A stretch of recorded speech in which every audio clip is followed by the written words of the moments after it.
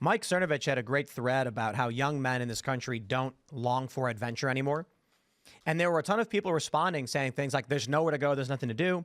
There was this post where someone's like, born too late to explore the world and too early to explore the stars. Oh, my life is, I just don't have. And he's like, where's the sense of adventure?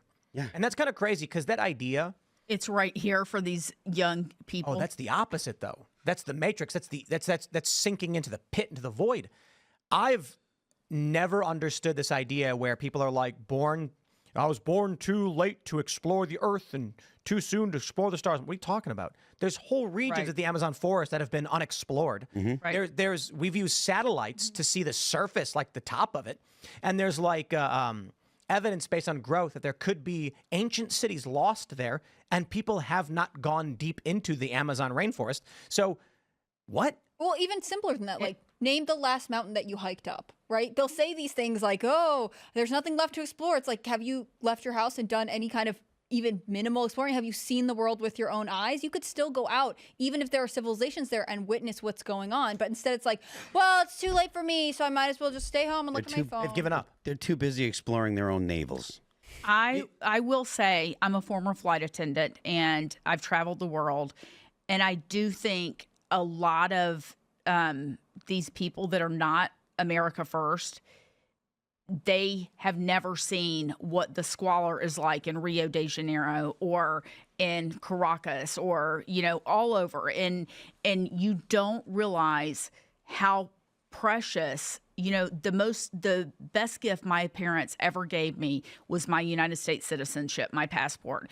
But you don't realize that if it's all you know and you've never been elsewhere. And people do need to have an adventure and go see other parts of the world. You don't have to go on extravagant vacations, but I think that people would understand why we're fighting so hard for America.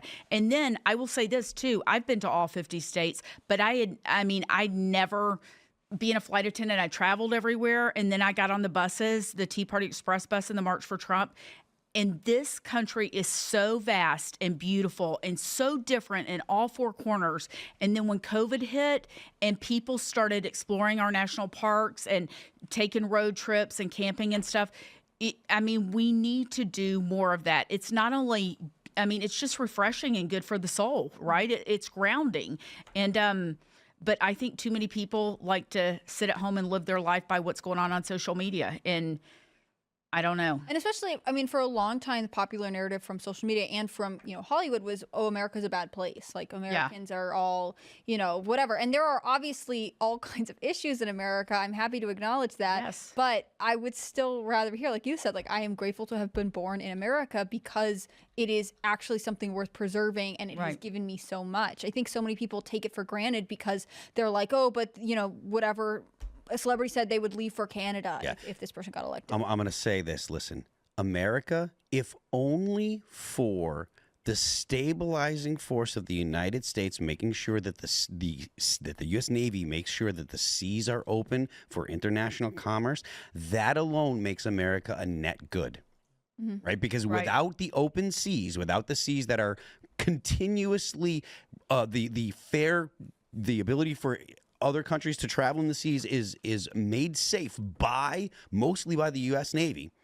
And without that, all the countries that rely on markets and rely on international trade and stuff, all of those countries would not be able to safely move their products to market. There would be whoever has the biggest navy would be in charge, and it might not be someone that is actually a reasonable partner like the United States. So people can hate on the U.S., they can say all they want, but the U.S. has been making the seas safe for international commerce since the United States was created.